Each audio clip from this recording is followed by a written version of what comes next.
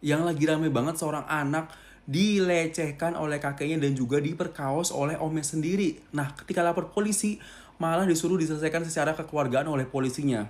Buat yang belum tahu kronologinya gue bakal rangkumin buat kalian. Tapi disclaimer dulu, yang gue lakukan hanyalah rangkuman dari podcastnya Denny Sumargo. Sebelum gue rangkum, jangan lupa follow sama like.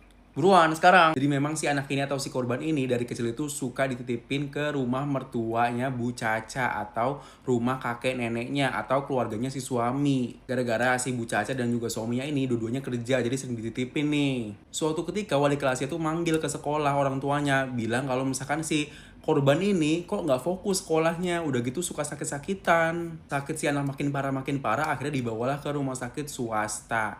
Dan disuruh ke dokter saraf. Udah ke dokter saraf tuh, kalau misalkan 3 hari nggak sembuh suruh balik lagi. Dan pas balik lagi disuruh CT scan karena ibu dan bapaknya ini nggak punya duit.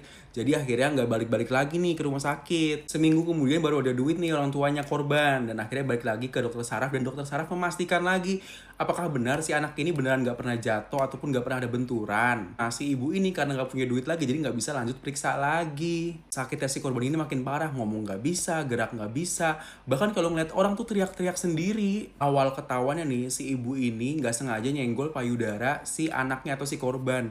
Dan si korban kesakitan. Maksalah si ibu ini buat si korban ini biar cerita. Dan akhirnya si korban mengakui kalau misalkan si korban ini sering di-grab sama omnya. Si korban ini nggak berani cerita gara-gara takut nanti ibunya ini berantem sama keluarga bapaknya. Tapi akhirnya si korban ini cerita full kalau misalkan si omnya ini suka grabs-grabs, abis itu suka nyium-nyium. Ayah korban pas tahu itu langsung ngelabrak pelaku atau omnya korban.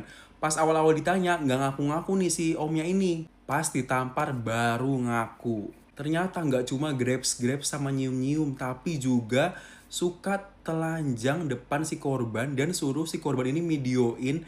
Dan akhirnya ketahuan kalau misalkan si omnya ini pernah memperkaos si korban. Kenapa korban diem aja selama ini? Karena si korban diancam ternyata. Si pelaku ini langsung dibawa ke Polres Jakarta Selatan. Pas nyampe sana, si polisinya bilang apa? Ini nggak bisa diproses gara-gara si pelakunya pingsan. Dan si polisi nyuruh apa? Nyuruh selesai secara kekeluargaan. Si ibu korban padahal udah bikin laporan nih.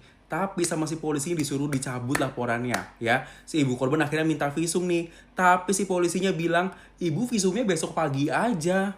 Ibu selesain deh secara kekeluargaan, terus habis itu cabut laporannya, gitu kata polisinya. Akhirnya si ibu korban ini cabut laporan, gara-gara juga ditakut-takutin sama polisinya. Katanya nanti si pelaku ini bikin laporan penganiayaan gara-gara udah mukulin si pelaku, ayahnya korban. Pas udah dicabut laporannya, si pelaku langsung sadar dong, gak jadi pingsan. Dan si ibu korban ini mau bikin laporan lagi, malah gak dibolehin sama polisinya. Akhirnya si ibu korban ini buat laporan di Polda dan akhirnya dilakukan visum. Dan ternyata ketahuan si anak ini atau si korban ini di-grabs berkali-kali dan diperkaos berkali-kali. Singkat cerita, si ibu cacanya atau si ibu korban ini diteror sama pelaku, diintimidasi dan disomasi. Bahkan keluarga ayah korban ini malah membela pelaku dan baru ketahuan tuh ternyata si kakeknya korban ini juga melecehkan korban. Bulan Juni tahun lalu sebenarnya si pelaku ini udah ditahan ya, tapi bulan Oktober tiba-tiba Polres nyuruh cabut laporan dan maksa dengan dalih keluarga korban akan diproses hukum gara-gara penganiayaan. Karena takut dan si ibu korban ini juga nggak pakai kuasa hukum, akhirnya dicabut tuh laporannya. Tapi namanya orang tua, perjuangannya nggak sampai di situ ya. Akhirnya si ibu ini